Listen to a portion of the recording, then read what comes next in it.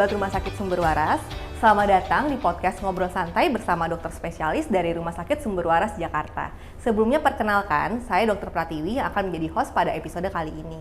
Nah, pada episode kali ini kita akan membahas mengenai suatu topik yang sering kali dialami oleh masyarakat nih, khususnya wanita, yaitu benjolan atau tumor pada payudara. Maka dari itu kita akan membahas lebih dalam mengenai topik ini bersama dengan dokter spesialis, yaitu Dr. Ardianto Sucinta, spesialis bedah. Halo dokter, gimana kabarnya dok? Halo Dokter Pratiwi, baik-baik saja. Oke, jadi dok, memang kasus benjolan atau tumor pada payudara ini sering banget ya dok ya terjadi dan angka kejadiannya juga cukup tinggi ya dok di Indonesia. Nah, dokter bisa berikankah dok gambaran kepada kami apa sih benjolan pada payudara itu dan apa bedanya tumor dan kanker pada payudara? Ya, jadi untuk awalnya kita harus mengetahui dulu arti dari tumor itu sendiri. Jadi kalau misalnya pada pasien nih umumnya datang dengan benjolan pada payudara. Nah, jadi sebenarnya benjolan itu sama dengan tumor ya. Jadi tumor sama dengan benjolan ya. Nah, habis itu kita harus mengetahui dulu bahwa tumor itu dibagi menjadi dua, jinak dan ganas. Nah, ganas ini yang kanker. Jadi kalau orang awam kesannya kayak, oh ini tumor itu karena kanker, tapi bukan. Jadi tumor itu jinak dan ganas. Ganas itu yang kanker. Gitu. Oke, baik. Nah, untuk gejalanya sendiri bagaimana dok? Apakah beda juga dok gejala antara tumor, jinak, dan kanker payudara? Untuk awal memang pembesaran dari benjolan itu tersebut masih awal ada dari kecil dia sampai membesar. Nah, cuman perbedaannya pada umumnya itu kalau yang jinak antara jinak dan ganas, kalau yang ganas dia biasanya pertumbuhannya lebih cepat. Pada umumnya sih itu paling untuk pertumbuhannya. Itu kalau gejala spesifik yang lain sih mungkin hampir sama ya. Oke, baik. Nah, untuk pemeriksaannya sendiri gimana dok? Bisa nggak sih kita itu mendeteksi benjolan pada payudara di rumah gitu, pemeriksaan diri sendiri, apakah bisa dok? Ya tentu mungkin udah pada sering dengar ya tentang sadari ya. Nah, jadi sadari itu ya khususnya ya para perempuan ya itu bisa periksa diri sendiri, mungkin saat mandi ya bisa dipegang, diraba dari luar dalam itu untuk bisa mengetahui apakah ada teraba benjolan atau tidak. Dan misalnya ragu ya langsung untuk memeriksakan diri untuk evaluasi ini benjolannya ke arah mana gitu. Oke dok, jadi kalau misalnya di rumah ternyata pemeriksaan sendiri ada benjolan nih gitu, kita harus segera konsultasi ke dokter kah atau kita evaluasi dulu nih dok, kira-kira benjolannya apakah berubah ukurannya ataukah benjolan nih di payudara, jangan-jangan tumor, apakah memang harus segera langsung ke dokter? Baiknya kalau memang ada teraba suatu benjolan atau tumor itu, ya sebaiknya langsung diperiksakan ke dokter.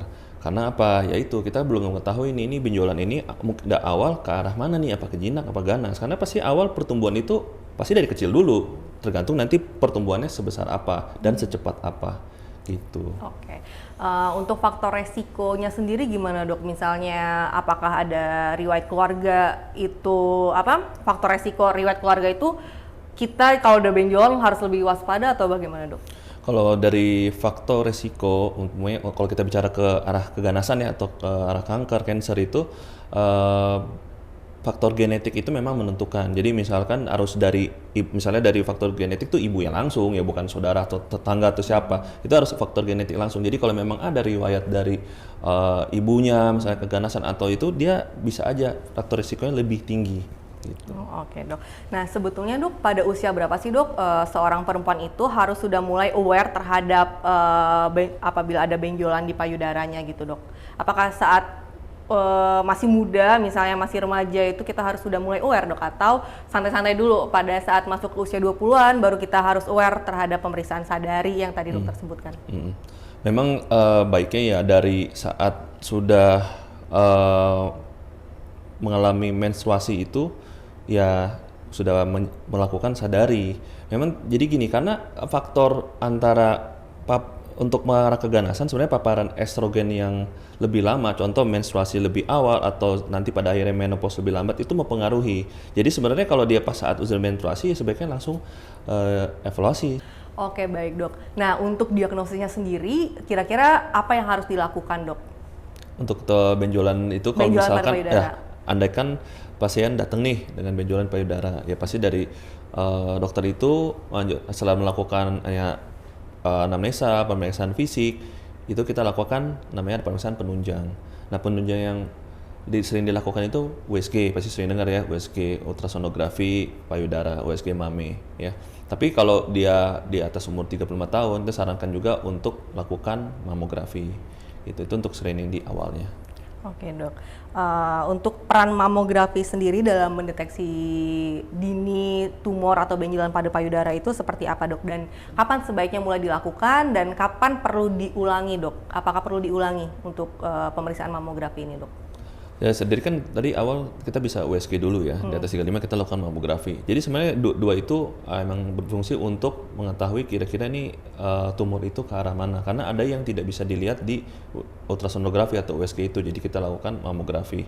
Jadi tergantung dari hasil USG dan mamografi itu bisa berhubungan. Oh oke dok, baik. Nah ketika seorang perempuan sudah terdiagnosis nih tumor pada payudara atau misalnya kanker pada payudara, untuk jenis treatment atau pengobatan yang harus dia jalani itu apa saja dok?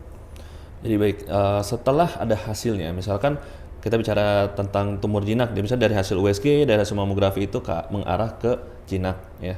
Kalau jinak itu tetap kita hanya kan USG itu ada kategori itu, ada kategori oh ini kira-kira kemana. Tapi baiknya tetap kita sarankan untuk lakukan pengangkatan tumornya tersebut. Karena apa? Untuk hasil 100% ini tumor jinak atau ganas itu dari hasil patologi anatomi. Jadi kan dilihat tuh nanti dilihat bawah mikroskop bahwa ini jenisnya apa. Jadi tetap pasti sarankan untuk lakukan tindakan operasi. Oh oke dok.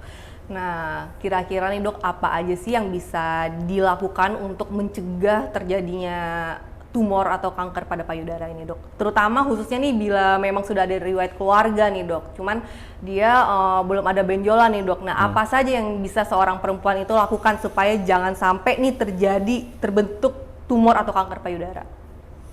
Ya sebaiknya kalau apalagi sudah ada faktor keturunan ya atau genetik, ya mulai ada teraba benjolan saat masih kecil benjolannya, ya segerakanlah periksakan ke dokter. Karena apa ya itu kadang mungkin beberapa pasien merasa bahwa oh ini nggak apa-apa lah masih kecil nanti hilang sendiri lah, atau terkadang kan kalau lagi menstruasi bisa ya lebih besar gitu, itu ada faktor juga. Tapi sebaiknya memang dari awal kita harus lebih cepat menyadari bahwa ini ada sesuatu gitu.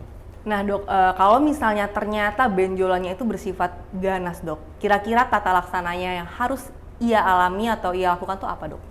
Ya, kalau kita bicara ke tumor ganas atau cancer ya kanker ya, itu tetap awalnya kita pasti USG, mamografi. Nah ada pemeriksaan juga untuk metastasisnya umumnya, tapi kan tetap dari awal kita biopsi dulu nih.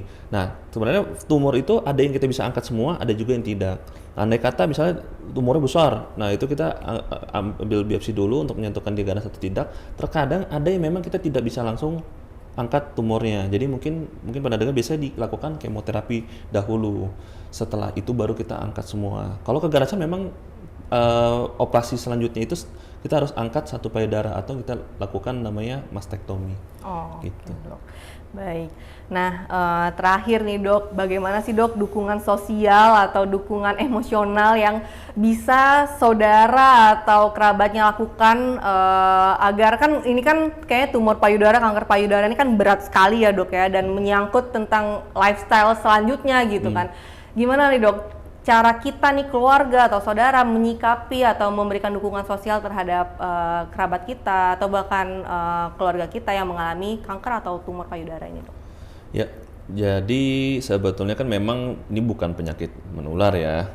Jadinya ya kalau memang ada misalkan ada kerabat atau dari keluarga sendiri yang mengalami suatu tumor payudara apalagi yang mengarah ke ganasan itu, ya tentu perlu dukungan dari keluarga ataupun mungkin dari yang sudah berkeluarga, suami. Karena kalau ditangani dari tahap awal kita harus mencegah terjadinya penyebaran atau metastasis ya. Jadi pada akhirnya mungkin kalau keganasan ya diangkat ya satu payudara ya. Nah, atau mungkin bisa juga yang dua, ada yang case tertentu. Tapi ya itu ya dengan melakukan prosedur yang sesuai ya dilakukan itu kita ya bisa untuk kualitas hidupnya tetap ya sama gitu. Itu aja dok. sih.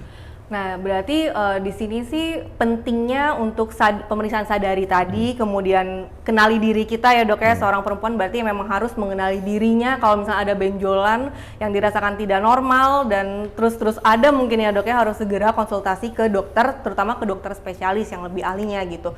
Dan kalau bisa melakukan pemeriksaan screening ya dok ya, seperti USG ataupun mamografi tadi seperti yang sudah dijelaskan.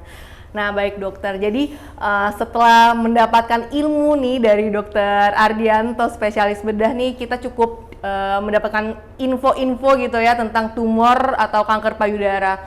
Baik dok, nah dari dokter Ardi sendiri gimana nih dok, ada pesan-pesan nggak dok buat sahabat sumber waras yang mendengar podcast kita kali ini?